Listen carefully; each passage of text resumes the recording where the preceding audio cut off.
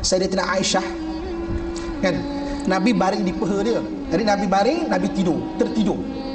Jadi Aisyah membelai-belai rambut Nabi. Belai-belai rambut Nabi. Nampak beberapa uban. Menangis. Sedih dia menangis.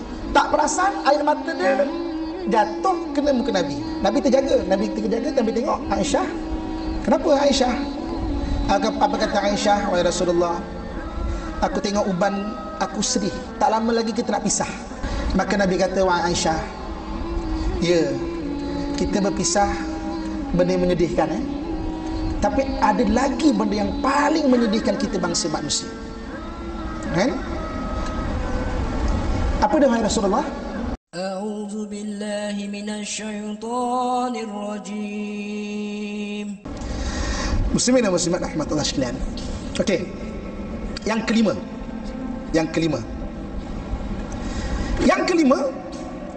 Berlaku satu bencana, tuan-tuan sekalian, dipanggil kafarah.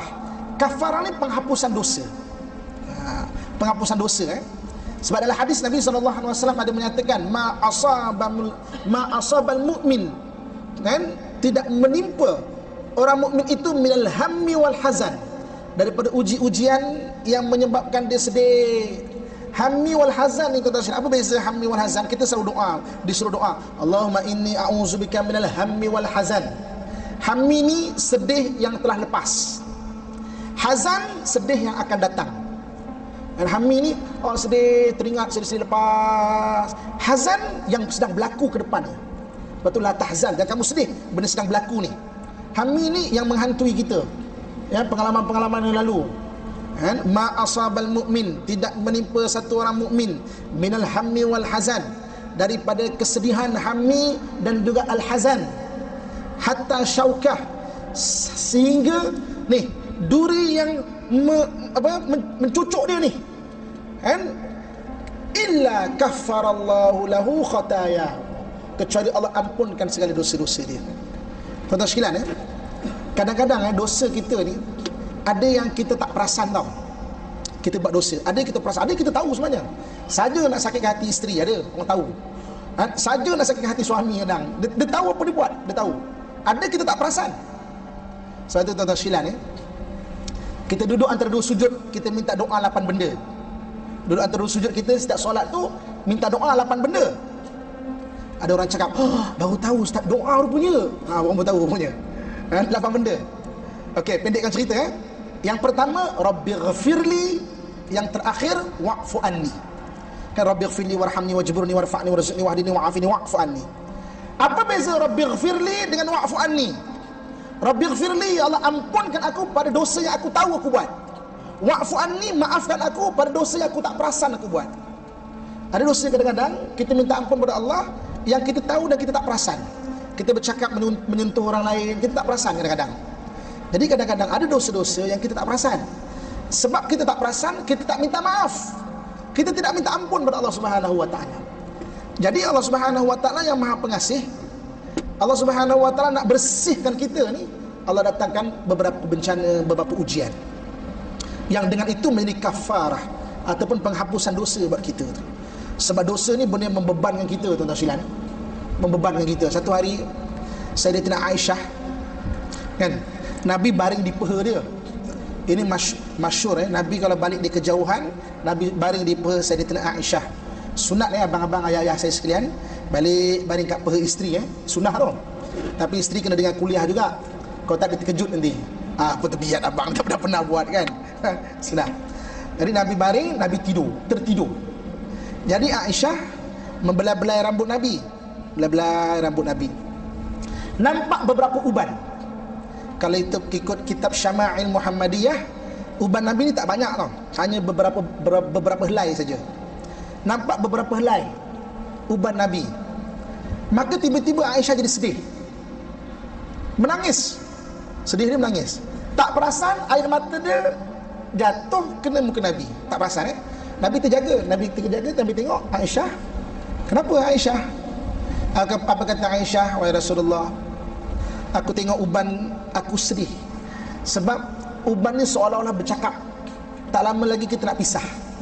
Seolah-olah bercakap, Kan? Maknanya kan beza umur Nabi dengan Sayyidatina Aisyah jauh. Jadi macam bercakap seolah kita nak pisah. Maka Nabi kata, wahai Aisyah, ya, kita berpisah benda yang menyedihkan, tapi ada lagi benda yang paling menyedihkan kita bangsa manusia. Kan? Apa dia, wahai Rasulullah? Rasulullah tanya, apa dia? Cuba kamu teka. Maka Aisyah kata, sudah tentu hilang barang yang kita sayang. Ya, itu sedih. Ada lagi benda yang paling menyedihkan kita. Barangkali kita berpisahlah dengan orang yang kita sayang. Ya, itu sedih. Ada lagi yang paling menyedihkan. Aku tak tahu, wahai Rasulullah.